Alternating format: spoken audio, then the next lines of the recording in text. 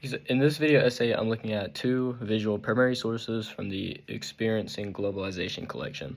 Both of these images show how globalization has shaped everyday life since the late 20th century, but they both approach the topic from completely different angles. So one shows how globalization is more of an economic opportunity, especially for workers in poorer countries, while the other shows how globalization can be harmful or exploitive. And it's from the point of view of a protester in the United States. And by comparing these two images, we can see how globalization produces both hope and resentment, and just how different groups will respond to globalization and its impacts in just different ways. So the first image is Visual Source 23.1, and it shows a group of women working in a clothing factory in southern Africa. And the photo shows just rows of women just sewing blue jeans, which are a very recognizable symbol of global fashion. The atmosphere in the room looks crowded and fast-paced, with fluorescent lights and long tables filled with denim. And from the perspective of the photographer, the purpose of this image seems to be a document of how globalization creates new forms of labor in developing countries. And the intended audience is most likely someone who is just learning about global production chains, and the tone is fairly neutral and just more observative. And the workers themselves appear focused and serious, and there's no decorations or comfort in the space. And the image highlights how physically demanding the work is.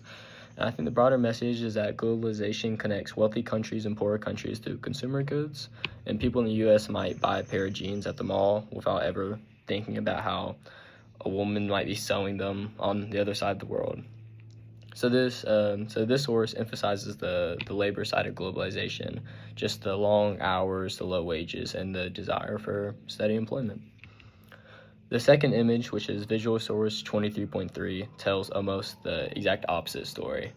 And it shows how a protester during the 1999 World Trade Organization meeting in Seattle, and the person is wearing a gorilla suit and a sign that says free to exploit people in nature, and then it has trade right by it. And this image is, I think, very emotional and clearly very political, and the photographer is aiming at a completely different side of globalization,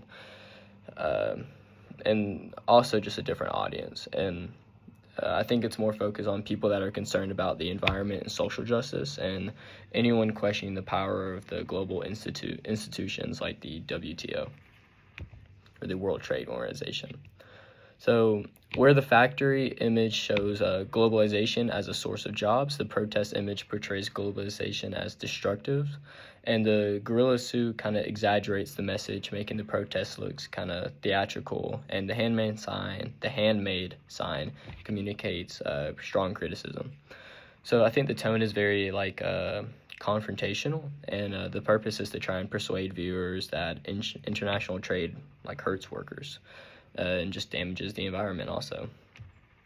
And I think that when we compare the two images, we see two different sides of globalization that are normally separated. The woman in Africa are the invisible workers who makes the world's clothes, while the Seattle protester is someone who publicly challenges the global economic system that threatens their jobs. And so while one image focuses on environmental or economic survival, the other focuses on economic justice. So in conclusion, when we compare these two sources, we gain a important insight on it, and just an insight that globalization is not a single shared experience. It produces very different realities for different groups of people, between factory workers, consumers, corporations, and activists. They all interact with globalization just in their own way, in their own just unique experience. So such as Visual Source 23.1 shows how globalization draws workers into global supply chains by offering employment even when their conditions are difficult. The other source reveals the backlash that appears when people believe the same system is harmful or unfair. So I think together the two images remind us that globalization is both a set of economic connections and a political debate. And I think that understanding the tension between these experiences is just very essential for just how we understand the world today and since the end of the 20th century.